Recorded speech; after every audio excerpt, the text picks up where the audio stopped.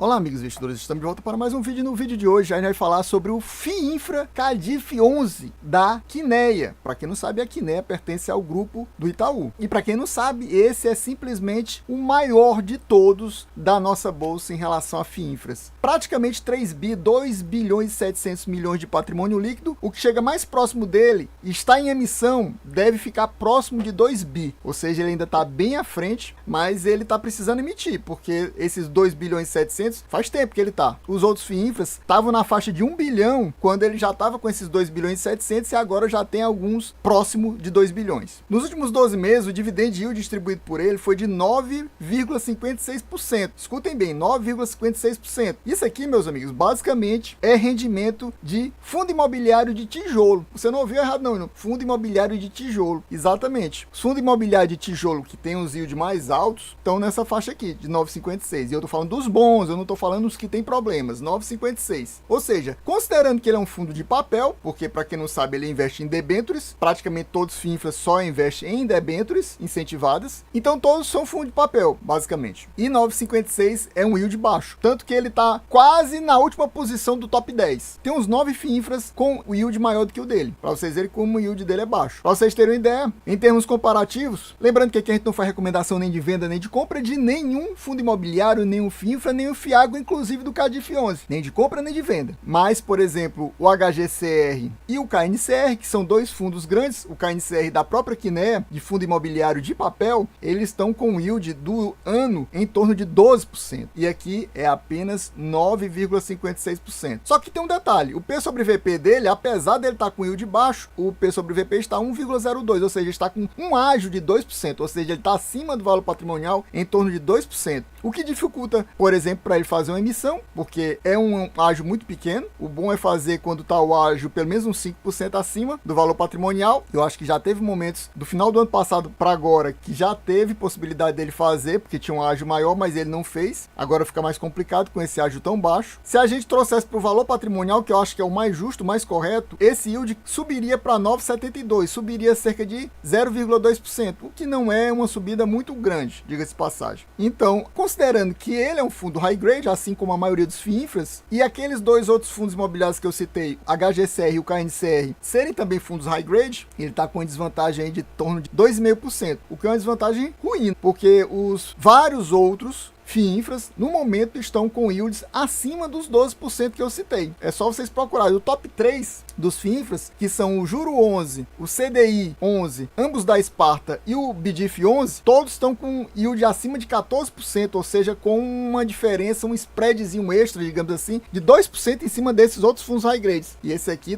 é abaixo. O último dividendo distribuído por ele foi de R$1,05. Outra coisa decepcionante, digamos assim, porque nos 2 meses anteriores tinha sido de R$1,35. Esse yield foi distribuído ontem de R$1,05. Ó, de R$1,35 cair para R$1,05. Por que isso aconteceu? Daqui a pouco iremos falar sobre isso. Esse apenas R$1,05 nos dá um yield de 0,76% do mês. 0,76, pessoal. Mais uma vez é comparável a yield de tijolo. Fundos de tijolos dão nessa faixa de 0,76. Os melhores ainda dão 0,80 para 0,85. Ou seja, até no yield mensal, ele está perdendo para fundo de tijolo. Ou igual, o que é ruim. Como ele é um fundo de papel, ele deveria estar dando um yield maior. Você pode me perguntar, então por que ele ainda está acima do valor patrimonial? Provavelmente porque muita gente gosta dele. Você pode me perguntar também, e Adriano, por que demorou tanto a sair outra leitura do relatório, já que você já tinha trazido esse fundo aqui para o canal? Exatamente porque ele não bateu a meta. Então nos ajude a bater a meta, que nesse mês é de 300 views. Sim, apenas 300 views. É pouco, considerando alguns outros FIINFRAs que eu tô pedindo até mais, mas esse aqui é apenas 300 views. Se a gente bater a meta, no próximo mês, no início do mês de junho, traremos a leitura do relatório do mês de maio. Agora a gente tá trazendo a leitura do relatório do mês de abril. A última que a gente tinha trazido, se eu não me engano, era de fevereiro, exatamente porque ele não tinha batido as metas. Ele deu uma quantidade de visualizações baixas. Se eu não me engano, não bateu nem 200 views. 200 views é meio que inaceitável no momento atual do canal. Antigamente eu até poderia aceitar e até trazer de novo, mas não, agora não. e agora pelo menos 300 views para a gente bater a meta e trazer mais uma leitura do relatório. Esse relatório aqui é referente ao mês de abril, mas trata dos dividendos, dos proventos, rendimentos pagos agora nesse mês de maio. Como eu falei, ontem foi pago esse rendimento que eu acabei de citar para vocês de R$1,05. Eu já tinha falado para vocês sobre esse patrimônio líquido, é o maior da nossa bolsa, é o gigante da nossa bolsa. Já falei também sobre o rendimento. Aqui tem um número de cotistas do fundo, é um dos que tem maior quantidade de cotistas. O maior, para quem não sabe, é o juro 11, que está chegando nos 45 mil, ou seja, ele ainda está bem longe do juro 11, mas agora o juro 11 está se aproximando dele. O juro 11 é um daqueles que está chegando a 2 bi. Se ele não se cuidar, não fizer novas emissões, daqui a pouquinho, além de já ter perdido na quantidade de cotistas, vai perder também na quantidade do patrimônio líquido. Atualmente, a carteira está com uma taxa de IPCA mais 7,9, o que é baixo, considerando que a NTNB atualmente está em IPCA mais 6,3. Então aqui está 1,6 apenas acima da NTNB, o que é um spread baixo em relação à NTNB. O fundo no mês de abril teve um rendimento negativo de menos 2,11%. Teve perda de rendimento aqui. E ele cita que o spread da carteira em relação ao IMAB foi de 1,40. O IMAB é praticamente a mesma coisa que a NTNB, mas provavelmente está um pouquinho acima, por isso que está dando essa diferença de 1,40. Aqui ele fala sobre os rendimentos que foram distribuídos ontem, para vocês verem como o relatório está quentíssimo. Esse relatório saiu entre segunda e terça, não dá para ter uma certeza exata, mas foi mais ou menos entre segunda e terça, que até sábado passado eu tinha olhado e ele ainda não tinha saído, ou seja, ele saiu segunda ou terça. Eu achei ele no site da Kinea na terça. E aqui ele fala sobre o que causou essa redução em relação ao mês passado, que ele distribuiu 1,35 por cota. Foi devido a essa questão aqui do IPCA que caiu no mês de abril. Teve uma queda no IPCA e como ele é um fundo indexado ao IPCA, essa queda puxou os rendimentos para baixo. Esses 1,5 foram pagos da seguinte forma: 0,67 foi de juros sobre as debêntures, 0,23 foi da correção da inflação, ou seja, aqui soma 90 centavos, e teve mais 15 centavos que ele colocou de reserva, ó, saldo de lucros acumulados. Então, se não fosse a reserva, o fundo tinha pago até menos. Você pode me perguntar agora, e por que esses rendimentos estão tão abaixo dos outros? No ano passado ele passou quase o ano todo distribuindo R$1, enquanto vários outros FIINFRAs distribuíram até menos em alguns meses, mas depois foi 1,50, 1,70, 1,35, 1,25 e ele R$1. Só no começo desse ano que ele distribuiu, se eu não me engano, 1,10, depois 1,35 e agora caiu para 1,5. O ano todo quase pagando R$1, enquanto os outros estavam pagando entre 1,25 e 1,50, dá essa diferença no final dos 12 meses. Sobre novos investimentos que foram feitos pelo fundo no mês de abril, ele fez 2 novos investimentos em geração de energia solar e saneamento. Só que aqui ele faz uma coisa que eu não gosto muito, ele faz isso. Os fundos geridos pela Kinea, que são vários e vários, adquiriram 190 milhões de debêntures nessa emissão do GDPAR SR e 400 milhões em debêntures da Águas do Rio, que é controlada pela AEGEA. Para quem não sabe, a AEGEA também deve a outros FIINFRAs. Isso aqui não é investimento do fundo, é parcialmente do fundo, e ele não diz quanto é exatamente o valor que foi adquirido pelo fundo. A gente vai ver daqui a pouquinho alguns valores. Eu não sei se o da GDPAR aparece separado e único, porque esse Águas do Rio tem umas 6 debêntures dele. Esse Águas do Rio 1 e Águas do Rio 4, pessoal, são investimentos que já existiam no portfólio do fundo. Então isso deixa confuso qual foi exatamente o valor que foi investido. Porque a gente vai ver que tem vários do Águas do Rio. E do lado mostra que é uma empresa controlada pela AEGEA, que eu falei para vocês. Mas antes de a gente passar para mostrar para vocês a carteira do fundo, eu gostaria que vocês me dissessem aqui nos comentários: você possui o CADIF 11 na sua carteira? Tá pensando em colocar na sua carteira? Tá pensando em aumentar a sua posição, diminuir sua posição ou até mesmo zerar sua exposição nesse FIINFRA? Quais outros FIINFRAs você possui na sua carteira?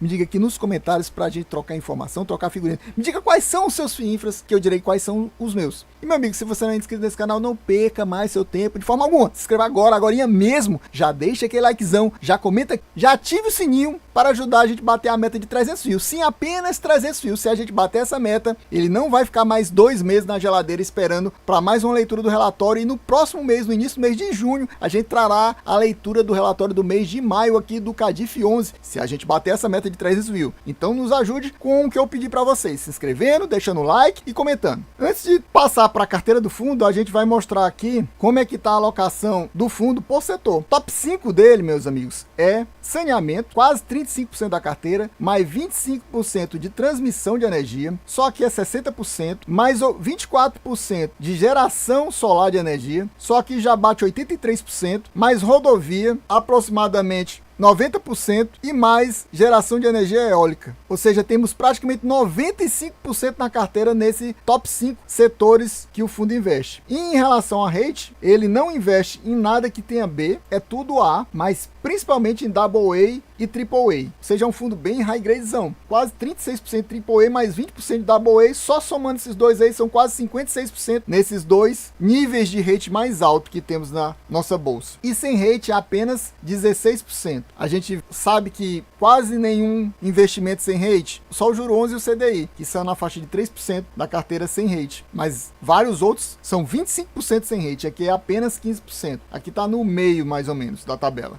Vindo aqui para a carteira do fundo, vamos pegar a metade aqui dos investimentos, depois a gente pega a outra metade. O fundo possui cerca de 60 debêntures. Aqui fica um pouco ruim da gente contar porque ele não tem uma numeração. O ideal seria que tivesse a numeração. Mas tem outras vantagens aqui. Por exemplo, ele coloca o nome do emissor bem detalhado. Quem emitiu a debênture. Interessante, a GDPA. Olha aqui, tem mais de uma GDPA. Então já complica para a gente saber qual foi a que ele adquiriu agora. Essa aqui com 1,2 e essa aqui com 0,9, 2,1% da carteira. Pode ser que tenha mais embaixo. Vamos ver daqui a pouco. A GDPA é IPCA mais 9,33. Isso aí eu considero taxa middle risk, então por isso que eu destaquei em laranja. Essa seria a terceira taxa middle risk aqui da carteira do fundo. Aqui a gente vê duas sem rate, essa sem rate e essa aqui sem rate. Essa aqui já está beirando o high yield. Vai ter gente que vai considerar isso aqui já high yield, IPCA mais 11. Realmente é uma taxa alta. Águas do Rio, eu destaquei aqui, porque apesar de não estar aqui no topo da lista, é o maior devedor do fundo. É a maior concentração do fundo. Se a gente somar tudo, dá cerca de quase 13% da carteira do fundo é Águas do Rio. Você vê que é controlado pela Egea. Mas não é só a Egea. A Egea é o principal controlador, na realidade. A gente vê que ele também tem outras exposições maiores do que 5%. Normalmente é considerado o ideal até 5%. Essa concentração já incomoda essa da Águas do Rio, 13%. Não deveria ter uma concentração tão grande só num devedor. Da Taese eu acho que é bem tranquilo, até porque ela é AAA,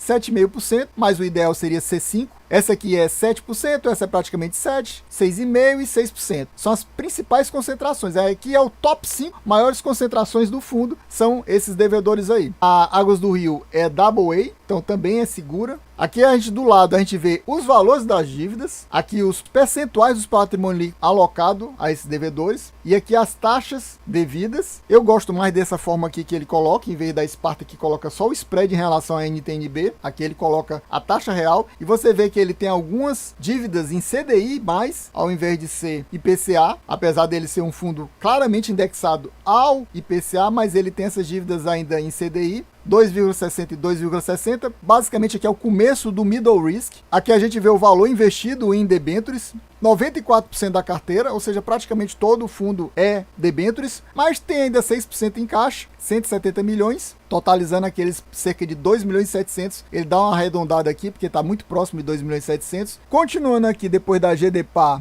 a gente vê esses outros valores, ó, tem uns valores bem pequenos, né, que é 100 mil, patrimônio líquidos bem pequenos também. Aqui a lista dos devedores, você vê que não tem mais Águas do Rio, Águas do Rio a gente já tinha mostrado tudo. Aqui nós vemos as taxas, você vê que tem mais uma high yield aqui, IPCA mais 11,65, também não tem rate, e algumas outras taxas ainda em CDI. Aqui eu ainda considero high grade, mas já quase no middle risk. E aqui já vai ter gente que vai considerar isso aqui até high yield, mas eu ainda considero middle risk e aqui high grade. Então são essas taxas aqui, basicamente são essas quatro e mais aquelas que a gente já viu aqui, essa e outra que tinha mais acima. Pessoal, então a gente vai ficando por aqui, espero que vocês tenham gostado. Quem gostou já sabe, se não for inscrito, inscreva agora mesmo, já deixa aquele likezão, já se inscreve no canal, já ativa o sininho, já deixa aquele comentário pra gente bater a meta de 300 views, sim, apenas 300 views. Se batermos a meta, no iniciozinho do mês de junho, estaremos trazendo mais uma leitura aqui do Cadif 11 para vocês, relativa ao relatório do mês de maio. E caso a gente infelizmente não bata, mais uma vez ele vai passar 2 meses congelado, a gente vai demorar um pouco mais para trazer a leitura do relatório, mas ajude a gente a bater para a gente conseguir trazer. É isso aí, valeu, até a próxima e fui!